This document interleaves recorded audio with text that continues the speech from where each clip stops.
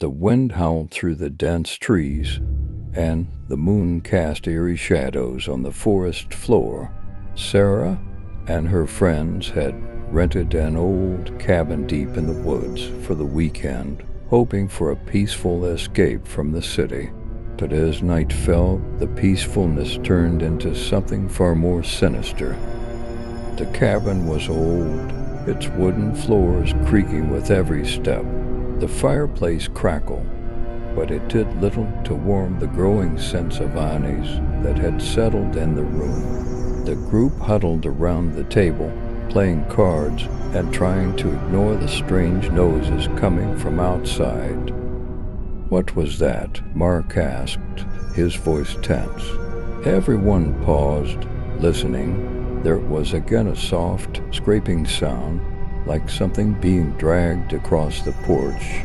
"I'm sure it's just an animal," Sarah said, though she didn't believe it herself. Suddenly, the lights flickered, plunging the cabin into darkness. Panic swept through the group. "Stay calm," Sarah whispered, though her heart pounded in her chest.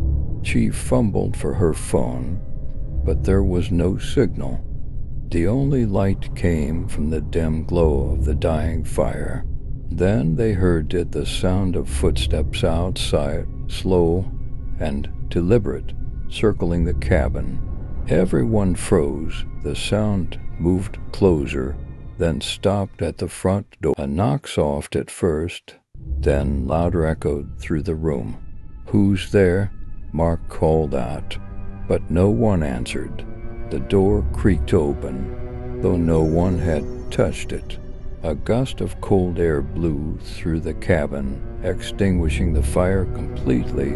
In the darkness, they could hear Eerie breathing heavy, labored breathing, as if something unnatural had entered the room with them.